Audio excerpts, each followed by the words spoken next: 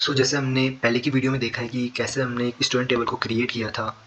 इस टेबल में हमारे पास 3 कॉलम्स है, स्टूडेंट आईडी, स्टूडेंट नेम और क्लास। आज के हम इस वीडियो में देखेंगे कैसे हम इस टेबल के अंदर वैल्यूज़ को इंसर्ट करेंगे। जैसे हम इस टेबल में गए और हमने चेक किया कि इस टेबल में अभी तक कोई वैल्यूज़ है ही नहीं, तो देखो आप लोग देख सकते हो कि इसमें अभी कोई भी वैल्यूज़ नहीं है। सबसे पहले हम इसमें वैल्यूज़ को इंसर्ट करना सीखेंगे। वैल्यूज़ को इंसर्ट करने के लिए हमारे पास एक क्वेरी होती है इंसर्ट इनटू करके, जो एसक्यूएल के अंदर हमें अवेलेबल मिलती है। इंसर्ट इनटू के थ्रू आप लोग दो तरीके से वैल्यू को इंसर्ट कर सकते हैं। एक तो हम पूरी एंटायर टेबल में अगर वैल्यू को इंसर्ट करना चाहते हैं, और एक दूसरा होता है कुछ हम स्पेसिफाइड कॉलम्स होते हैं उनके अंदर हम वैल्यूज़ को इंसर्ट करना चाहते हैं अगर। सबसे पहले हमने इंसर्ट इनटू लिख लिया, फिर टेबल का नाम लिखते हैं, जैसे हम स्टूडेंट टेबल है हमारे पास। उसके बाद जो कॉलम्स है, कॉलम्स हमारे पास कौन से हैं, कॉलम्स आते हैं हमारे पास, जैसे स्टूडेंट आईडी आ गया, दूसरा आता है स्टूडेंट नेम आ गया, और तीसरा आता है हमारे पास क्लास। हमारे पास कॉलम्स है। फिर इन कॉलम्स के अंदर हम कौन कौन सी वैल्यूज़ को इंसर्ट करना चाहते हैं। जैसे हमारे पास पहला कॉलम है स्टूडेंट आईडी, इसके अंदर हम सिर्फ इंटीजर वैल्यू को ही स्टोर कर सकते हैं, क्योंकि हमने ऊपर से लिख रखा है कि कौन सा डेटा टाइप है, और साथ में हमने कंस्टेंट भी लगा रखा है कि नॉट नल। इसको हम नल नहीं छोड़ सकते। अगर हमने इसको नल छोड़ दिया या इसकी जगह हमने इंटीजर वैल्यू को इंसर्ट नहीं किया, कोई कैरेक्टर वैल्यू इंसर्ट कर ली, ये हमें एक एरर जनरेट करके देगा।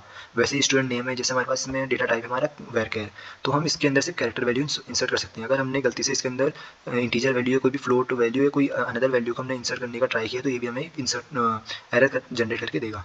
सबसे पहले हम यहाँ वैल्यू को इंसर्ट करना सीख लेते हैं। स्टूडेंट आईडी के अंदर हमें एक इंटीजर वैल्यू को इंसर्ट करना है। इंटीजर वैल्यू को हम नॉर्मली ऐसे लिखते हैं, और जैसे हमारे पास कोई भी कैरेक्टर वैल्यू आती है उसको हम इन्वर्टेड कॉमास के अंदर लिखते हैं। जैसे हमने ये लिख दिया, और एक और वैल्यू इंसर्ट कर लेते हैं जल्दी से।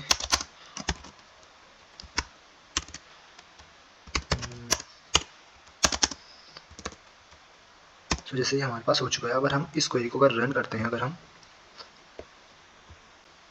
आप लोग देख सकते हैं क्वेरी रन हो चुकी है। अब अगर हम यहाँ रिफ्रेश करें और इस टेबल में जाएं और स्टूडेंट टेबल में जाते हैं अगर, तो यहाँ हमारे पास वैल्यूज़ इंसर्ट होकर आ चुकी है। तो यहाँ हमारे पास वैल्यूज़ तो आ चुकी है, लेकिन अगर हम चाहते हैं कि जैसे हमने यहाँ पे अभी हमने तीनों के तीनों, जैसे हमारे पास एक स्टूडेंट टेबल थी और हमारे पास 3 ही कॉलम थे, हमने तीनों के अंदर वैल्यू को इंसर्ट किया। अगर मान के चलो हमारे पास 10 या 20 कॉलम है, 30 कॉलम हो, तो हमें उन सारे के नाम लिखने पड़ेंगे। अगर हम पूरी एंटायर टेबल के अंदर वैल्यूज़ को इंसर्ट करना चाहते हैं, हम जो हमारा ये वाला पार्ट है हम इसको अवॉइड कर सकते हैं। तो इसके लिए हमारे पास है दूसरा तरीका हमारे पास, ठीक है। इसको ऐसे लिख देंगे, दूसरा तरीका हमारे पास, जिसमें हमें नॉर्मल इंसर्ट इनटू क्वेरी लिखनी है, टेबल का जो भी नाम है वो लिख दिया, बाकी सीधा वैल्यूज़ लिखनी है। वैल्यू जैसे हमने यहाँ पे 3 लिख दिया, और इसके अंदर क्या है, जैसे हमने राहुल लिख दिया, और अगला लिख देते हैं हम उसी क्लास 11 लिखती है। एक और वैल्यू लिख लेते हैं